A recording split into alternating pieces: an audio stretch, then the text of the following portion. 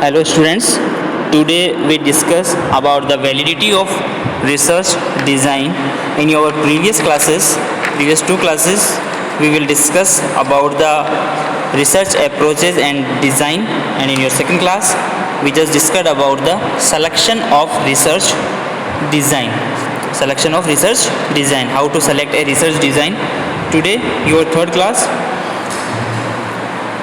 Today we discuss about the validity of research design. There are two important criteria for evaluating the dependability of the research result are internal and external validity. आज आप discuss करने जा रहे हैं validity of research design की validity कौन कौन से फैक्टर्स पे डिपेंड रहती है। तो मेजर जो डिवाइडेड किया गया है वैलिडिटी ऑफ रिसर्च डिज़ाइन को, वो टू पार्ट्स में है। First one internal validity and second one external validity.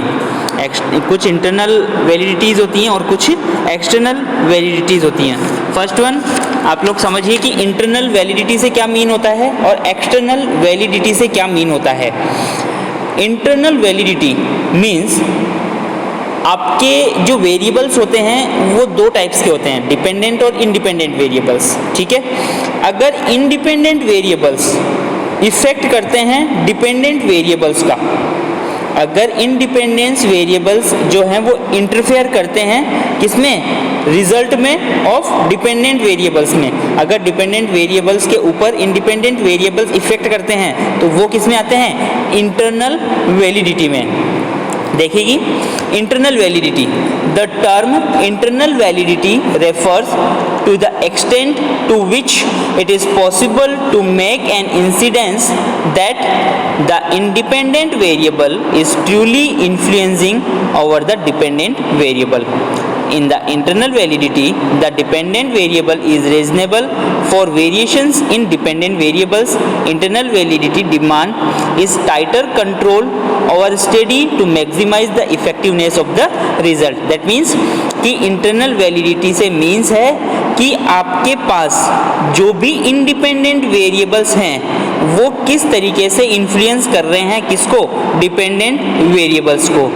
In the internal validity independent variable is reasonable for variations in dependent variables, कि डिपेंडेंट वेरिएबल्स जो भी होते हैं उनके अंदर जो भी वेरिएशंस आ रहे हैं वो वेरिएशंस किसके ऊपर डिपेंड करते हैं, इंडिपेंडेंट वेरिएबल्स पर अगर इफेक्ट करते हैं। ये किस में आता है, इंटरनल वैलिडिटी में। और इंटरनल वैलिडिटी जो होती है वो इंटरनल वैलिडिटी की क्या डिमांड होती है कि आप जो भी रिसर्च स्टडी कर रहे हैं उस रिसर्च स्टडी में control over the study to maximize the effectiveness of the result. आपके एक्सटर्नल इन्वायरमेंट में आपके ऊपर अच्छा कंट्रोल होना चाहिए ताकि उससे क्या है, maximum effectiveness of the result आपको गेन हो सके।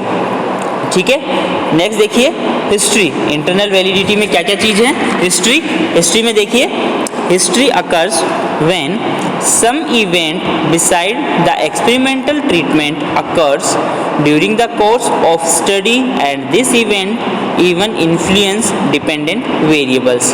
Means अगर जैसे आपकी हिस्ट्री है, जो भी आप रिसर्च स्टडी कर रहे हो उस रिसर्च स्टडी के पीछे क्या हिस्ट्री डिपेंड है वो भी किस में आती है, इंटरनल वैलिडिटी में। Because history occurs when some event beside the experimental treatment occurs during the course of study and this event even influence dependent variables. जिस टाइम आप रिसर्च स्टडी कर रहे हो उस रिसर्च स्टडी में जब भी आपने एक्सपेरिमेंटल ट्रीटमेंट दिया उस एक्सपेरिमेंटल ट्रीटमेंट के कोर्स के ड्यूरेशन में कौन कौन से इवेंट हुए उस इवेंट के कारण भी डिपेंडेंट वेरिएबल्स पे इफेक्ट आता है।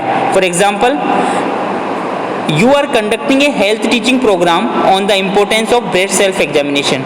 आप ब्रेस्ट सेल्फ एग्जामिनेशन पे क्या कर रहे हैं, टीचिंग प्रोग्राम तैयार कर रहे हैं। While recently famous film actress is diagnosed to be suffering from breast cancer, it catch media attention. आपने ब्रेस्ट सेल्फ एग्जामिनेशन के इफ़ेक्टिवनेस को दिखाने के लिए आपने रिसर्च स्टडी कंडक्ट की, और जिस टाइम आप रिसर्च स्टडी कंडक्ट कर रहे हो उसी समय किसी फिल्म एक्ट्रेस को क्या हो जाता है, ब्रेस्ट कैंसर हो जाता है, और उस इंफॉर्मेशन को कैच कर लेता है कौन, मीडिया। तो मीडिया एक्सपर्ट क्या करते हैं, media expert are interview and importance of best self examination is supported. उसी टाइम क्या होता है, मीडिया वाले उस इंटरव्यू से बेस्ट सेल्फ एग्जामिनेशन की इम्पोर्टेंस को सपोर्ट करते हैं, और सारे मेजर टेलीविजन जो भी होते हैं, all major television channel and newspaper start reporting on the importance of best self examination. while you find that the best self examination activity has improved, you as a researcher may not be able to conclude if the change in behavior is the result of your teaching program। आपके जो भी best self examination में आपने conclusion निकाला है तो उस conclusion को आप शो नहीं कर सकते हो, एबल नहीं होते हो। क्यों? क्योंकि मीडिया वालों ने उस एग्जामिनेशन को क्या कर दिया है, पहले से ही पॉपुलेशन में जनरलाइज कर दिया है, लोगों को बता दिया है उसकी इंपॉर्टेंस के बारे में, उसकी टेक्निक्स के बारे में। तो उससे क्या होगा, आपका जो टीचिंग प्रोग्राम है वो आपका इतना इफेक्टिव नहीं रहेगा। तो फर्स्ट वन क्या हुआ, history. First internal validity factor is history. Second one maturation of subject. Maturation of subject से मीन्स है कि जैसे कि अगर आप माल नरिश्ड बच्चों पर वेट और हाइट, माल नरिश्ड बच्चे हैं, अब वेट और हाइट पे आप इफेक्टिवनेस देख रहे हैं पर्टिकुलर फूड की, ठीक है। तो पर्टिकुलर फूड की अगर आप हाइट और वेट पर इफेक्ट देख रहे हैं, बट अगर वो लॉन्गिट्यूडिनल स्टडी है, मीन्स अगर वो स्टडी लॉन्ग टाइम तक चलती है, तो उसमें पर्सन में क्या आएगा, धीरे धीरे मैच्योरेशन आएगा। तो मैच्योर होने के कारण जैसे जैसे बच्चा एज ग्रुप बढ़ता जाएगा वो मैच्योर होता जाएगा। तो आप उस पर्टिकुलर माल नरिशमेंट वाले बच्चे पर उस फूड के प्रोटोकॉल के इफेक्टिवनेस को अच्छे से नहीं देख पाओगे, क्योंकि जैसे जैसे बच्चे में मैच्योरेशन आता जाएगा उसमें माल नरिशमेंट जो है बच्चे में दूर होता जाएगा। तो आप स्पेसिफिक देख नहीं सकोगे कि उसमें जो वेट और हाइट पे जो इफेक्ट आया है वो मैच्योरेशन के कारण आया है या न्यूट्रिशन प्रोटोकॉल के लिए आया है। जैसे कि इसमें है मैच्योरेशन ऑफ सब्जेक्ट में, when experimental research is carried on for a long period of time over a group of subject, कि लॉन्ग टाइम तक किसी सब्जेक्ट पर आप एक्सपेरिमेंट कर रहे हो, there may be change in the subject in different way like in children, there is increase in height and weight. मतलब जिस सब्जेक्ट पर आप रिसर्च कर रहे हो लॉन्ग टाइम पर तक, तो उस सब्जेक्ट में क्या है, लॉन्ग टाइम में कुछ चेंजेस देखने को मिलते हैं। So in children there is increase in height and weight, बच्चों में क्या होता है, इंक्रीज होती है हाइट और weight. So maturation is a threat to internal validity. क्या है, मैच्योरेशन एक थ्रेट हो गया, एक नुकसानदायक चीज क्या हो गई, मैच्योरेशन इंटरनल वैलिडिटी में। For example, a researcher is interested in assessing the effect of particular nutritional protocol on the weight and height of the malnourished children. एक रिसर्चर इंटरेस्टेड है असेस करने में पर्टिकुलर न्यूट्रिशनल प्रोटोकॉल को, जो कि मालनरिश्ड children के लिए वेट एंड हाइट के लिए जरूरी है। If this experiment is conducted for a very long period, it is difficult to make out whether the effect on weight and height is due to maturation और nutritional protocol. तो अब अगर वो researcher इस एक्सपेरिमेंट को करना चाहता है तो वो आपको नहीं बता सकता कि ये जो भी हाइट और वेट में इफेक्ट आया है वो न्यूट्रिशनल प्रोटोकॉल के कारण आया है या बच्चे में मैच्योरेशन के कारण ये चेंजेस देखने को मिले हैं। थर्ड वन, जो इंटरनल वैलिडिटी का थर्ड फैक्टर है वो है टेस्टिंग। टेस्टिंग आपको क्या बताता है, अगर आपने किसी पर्सन के ऊपर प्री टेस्ट लिया तो प्री टेस्ट परफॉर्मेंस और पोस्ट टेस्ट परफॉर्मेंस में क्या क्या चेंजेस आ सकते हैं। जैसे कि it refers to the effect of taking a pre-test of subject performance post-test. The effect of taking a pre-test may sensitize an individual and improve the score of the post-test. Individuals generally score higher when they take test second time regardless of the treatment. Means अगर आपने pre-testing की है और pre-testing के बाद में क्या है, उसने level of knowledge जो टॉपिक की है वो इंक्रीज कर ली है, तो सेकेंड टाइम में जब भी वो टेस्ट देगा तो वो क्या है, स्कोर जो करेगा वो हायर गेन करेगा। ठीक है, नेक्स्ट वन आता है मोर्टेलिटी।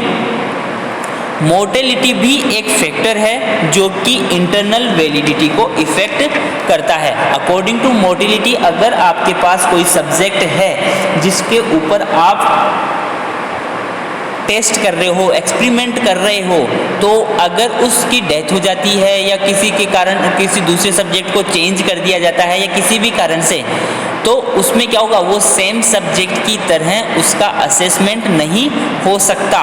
जैसे कि mortality is the loss of study subject during the course of study. क्या है, सब्जेक्ट को आपने लॉस कर दिया है स्टडी के दौरान। If the subject who remain in the study or join later are not similar to those who dropped out, the result could be affected. The longer is the period of study the more are the chances of subject mortality. तो इस तरीके से क्या है, mortality भी एक cause है, क्योंकि अगर उसको लॉन्गर टाइम तक यूज़ कर रहे हैं या सब्जेक्ट को आप चेंज कर रहे हो या सब्जेक्ट की डेथ हो चुकी है तो दूसरा सब्जेक्ट आप चेंज कर रहे हो, तो ये भी एक फैक्टर है इंटरनल वैलिडिटी को इफेक्ट करने का। तो आज का topic validity of research design. Validity of research design दो टाइप के होते हैं, इंटरनल वैलिडिटी और एक्सटर्नल वैलिडिटी। इंटरनल वैलिडिटी से तो क्या मीन है, इंटरनल वैलिडिटी जिसमें कि आपके इंडिपेंडेंट वेरिएबल्स के कारण से कुछ वेरिएशंस देखने को मिलते हैं, किस पर, डिपेंडेंट वेरिएबल्स के ऊपर। और उसमें से सबसे फर्स्ट तो क्या है, history, second one maturation of subject, third one testing और फोर्थ वन मोर्टेलिटी। इसके बाद अपन बात करते हैं एक्सटर्नल वैलिडिटी। एक्सटर्नल वैलिडिटी से मीन्स है कि जैसे कि आपने कोई भी रिसर्च स्टडी करी, ठीक है, रिसर्च स्टडी आपने जो कंडक्ट की है वो सभी एरिया के लिए सेम नहीं हो सकती, ठीक है। जैसे कि अगर आप ये चाहो कि नॉर्मल जो पर्सन होता है वो HB लेवल सब में नॉर्मल होता है, तो वो पॉसिबल नहीं है। बिकॉज जैसे कि एक्सटर्नल वैलिडिटी से क्या मीन होता है, एग्जांपल से समझिएगा। एक्सटर्नल वैलिडिटी से मीन्स है कि अगर न्यूटन के नियम को, न्यूटन वाले नियम को, कौन सा है, न्यूटन का रूल है लॉ ऑफ ग्रेविटी या लॉ ऑफ ग्रेविटेशन आप जिसे कहते हो, लॉ ऑफ ग्रेविटेशन आप कहीं भी अप्लाई कर सकते हो, भले ही वो अमेरिका की एप्पल हो या इंडिया की एप्पल हो, उसमें कोई इफेक्ट नहीं आएगा। जबकि एक्सटर्नल वैलिडिटी में क्या होते हैं, कुछ फैक्टर्स होते हैं जो आप पर्टिकुलर प्लेस पर की हुई रिसर्च को किसी दूसरी प्लेस पर अप्लाई नहीं कर सकते। जैसे कि कोई हाईली हिली एरिया पे रहता है, ठीक है, हाईली हिली एरिया पे क्या होता है, पर्सन को ऑक्सीजन की रिक्वायरमेंट ज़्यादा रहती है, और जिन पर्सन्स को ऑक्सीजन की रिक्वायरमेंट ज़्यादा रहती है उनमें HB लेवल ज़्यादा रहता है, ठीक है। जबकि जो नॉर्मल पर्सन होता है जो प्लेन एरिया पर रहता है, तो प्लेन एरिया पर क्या है, प्लेन एरिया पर उनको ऑक्सीजन की रिक्वायरमेंट नॉर्मल रहेगी, और नॉर्मल रिक्वायरमेंट की कंडीशन में उनकी HB लेवल कम रहेगी, किससे, हाईली एरिया में जो रहते हैं उनसे। तो अब आप देखिए कि जो आप अगर कहो कि HB लेवल नॉर्मल इतना होता है, तो पर्टिकुलर एरिया के अकॉर्डिंग जो है वो वेरिएशंस आते हैं। ये क्या है, एक्सटर्नल वैलिडिटी। एक्सटर्नल वैलिडिटी में it refers to the extent to which the result can be generalised to a large population. External validity research under what condition and in which type of subject the same result can be expected to be replicated, or whether the same intervention will work in another setting and the different subjects। तो जैसे जैसे condition अलग हो जाती है वैसे वैसे external validity effect करती है। जैसे कि ओथोन इफेक्ट। ओथोन इफेक्ट में क्या है, subject may be behave in a particular manner because they are aware of them being observed, and this is called the Othon effect। इसमें क्या है, subject have the knowledge that they are involved in research study thus affecting the result. वो क्या करेगा, उस result या उस study को इफेक्ट करेगा। क्यों, क्योंकि ओथोन इफेक्ट के अकॉर्डिंग अगर आप को पता है कि आपके बिहेवियर को, आपके रहने के तरीके को, आपके वर्कआउट के तरीकों के कोई ऑब्जर्व कर रहा है, तो उस कंडीशन में जब सब्जेक्ट को पता रहता है तो वो अपने बिहेवियर में थोड़ा सा चेंजेस लाता है, और वो जो चेंजेस लाता है उसके कारण क्या है, उसके कारण रिसर्च डिज़ाइन पे इफेक्ट पड़ता है, और इसीलिए एक्सटर्नल वैलिडिटी पर ओथोन इफेक्ट रहता है। सेकंड वन रहता है एक्सपेरिमेंटल इफेक्ट। एक्सपेरिमेंटल इफेक्ट क्या है? इसमें एक्सपेरिमेंटल इफेक्ट से मीन्स है कि जैसे कि जो रिसर्चर आपके पास है, जो रिसर्च स्टडी कर रहा है, तो उस रिसर्च स्टडी करने वाले पर्सन के क्लॉथ्स से, फेशियल एक्सप्रेशन से, एज से, जेंडर से, बॉडी बिल्डिंग से, इन सारी चीज़ों का इफेक्ट भी क्या आता है? रिसर्च और सैंपल के ऊपर आता है। इसमें है experimental effect is a threat. Experimental effect क्या है? Is a threat to study result when researcher characteristics may influence subject behaviour. Example of research characteristics are facial expression, clothes, age, gender और body building. Thus the way researcher dress up or the researcher gender can influence the way in which respondent answer research question। कि जिस तरीके से होता है researcher का gender हो या फिर उसका फेशियल एक्सप्रेशन हो, ये सारी चीज़ें रिसर्चर की क्या करती है? आपके सैंपल के आंसर को इफेक्ट करती है। थर्ड वन है reactive effect of pre test. Reactive effect of pre test में है the reactive effect of the pre test occur when subject have been sensitised to the treatment because of taking a pre test. People might not respond to the treatment in the manner they finally do if they had not received the pre test. For example, a researcher want to conduct a study to assess the effect of a health education program on the awareness of HIV or AIDS among people. In this instance, research conduct a pretest to collect the baseline data before health education. This pretest may sensitize the subject to learn about the HIV or AIDS in the respective of whether the health education is provided and not to the subject। तो reactive of the क्या है? तो क्या person की जो pre test ले रहे हैं, उस प्री टेस्ट वाली कंडीशन में पर्सन का जो टॉपिक होता है, जैसे कि इसमें एग्जांपल में क्या दिया गया है? HIV और एड्स वाला अगर टॉपिक है तो प्री टेस्ट से पहले आप जो पर्सन है वो क्या करेगा? अपनी नॉलेज को और एक्सेसिव गेन करेगा। नेक्स्ट वन आता है पीपुल। पीपुल में विद एग्जाम्पल आपको एक्सप्लेन किया गया है। People of a specific race such as a whitish have higher prevalence of coronary artery disease compare to the black. कि वाइट पीपुल जो होते हैं वो उनमें क्या होता है? कोरोनरी आर्टरी डिजीज को ज़्यादा कंट्रोल करते हैं कंपेयर टू ब्लैक। ठीक है, therefore a generalisation made for whitish will not be applicable for black. Means आप जो भी रिसर्च स्टडी कंडक्ट करने वाले हो वो आप अगर वाइटिश वाले पीपल्स के लिए अगर जनरलाइज कर रहे हो तो ये ब्लैक पीपल्स के लिए जनरलाइज नहीं हो पाती है, इसलिए ये भी इफेक्ट करता है। नेक्स्ट वन है place. Place, the people living at high altitude have high Hb level because at higher altitude the requirement of oxygen is more। Place कैसे इफेक्ट करता है एक्सटर्नल वैलिडिटी में? कि पर्सन जो हाई एल्टीट्यूड में रहते हैं उनकी जो होती है Hb क्या होती है? हाई होती है। क्यों? क्योंकि उनको ऑक्सीजन की जो रिक्वायरमेंट होती है वो क्या होती है? ऑक्सीजन की रिक्वायरमेंट ज़्यादा रहती है। जबकि the Hb level of people living on the plain is lower in comparison. और जबकि जो प्लेन एरियाज में रहता है उनमें क्या होता है? उनमें Hb लेवल कम रहती है। और एक्सटर्नल वैलिडिटी में last one time. Time if a research was carried out on A committee in 1990 and then again in 2000 the result of these two research would be different। अगर 1990 में कोई study की गई थी तो ये कंपल्सरी नहीं है कि 2000 में भी अगर वो स्टडी वापस की जाए तो रिजल्ट्स वही रहेंगे जो 1990 में रहेंगे। क्यों? क्योंकि वहाँ के पीपल, वहाँ के सैंपल्स, वहाँ का इन्वायरमेंट सब कुछ चेंज हो चुका है। Therefore older result can not be generalised over period of time as society and circumstances constantly changes. ठीक है, तो जनरलाइज आपकी जो भी स्टडी होती है वो पर्टिकुलर टाइम के अकॉर्डिंग हमेशा के लिए सेम नहीं रहती है। तो स्टूडेंट्स, आज का जो टॉपिक था वो था वैलिडिटी ऑफ रिसर्च डिज़ाइन। और वैलिडिटी ऑफ रिसर्च डिज़ाइन में आप बात कर रहे थे कि वैलिडिटी ऑफ रिसर्च डिज़ाइन दो पार्ट्स में दो इंपॉर्टेंट क्राइटेरिया हैं, इंटरनल वैलिडिटी और एक्सटर्नल वैलिडिटी। इंटरनल वैलिडिटी में 4 हैं। फर्स्ट वन इंटरनल वैलिडिटी में history, second one maturation of subject, and third one testing, and last one mortality. ये 4 factors हैं जो इंटरनल वैलिडिटी में इफेक्ट करते हैं। जबकि एक्सटर्नल वैलिडिटी में अगर बात करें तो हॉथॉर्न इफेक्ट, फर्स्ट वन पढ़ना है Hawthorne effect.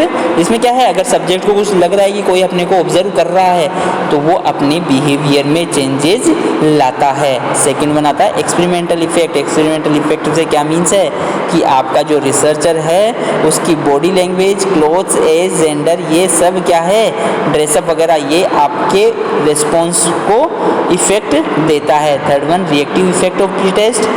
Fourth one people, लोग में क्या है, वाइटिश लोगों के ऊपर जो एक्सपेरिमेंट है वो कंपल्सरी नहीं है कि ब्लैक लोगों पर भी आप वही जनरलाइज करो। प्लेस से मीन्स है, प्लेस से हाई एल्टीट्यूड वाले में लोगों में एचबी लेवल हायर रहता है, जबकि प्लेन एरिया में रहने वाले लोगों के लिए एचबी लेवल नॉर्मल रहता है। टाइम लास्ट फैक्टर है। इसमें क्या है, 1990 में होने वाले जो भी रिसर्च हैं कंपल्सरी नहीं है कि 2000 में भी उस रिसर्च पर वही चीज़ रहे। सो स्टूडेंट्स, आज का जो topic validity of research design finish होता है, जिसमें मेन इंटरनल वैलिडिटी और एक्सटर्नल वैलिडिटी हैं। और आज के लिए इतना ही, नेक्स्ट क्लास में आप लोग मिलेंगे। Thank you students, thank you so much.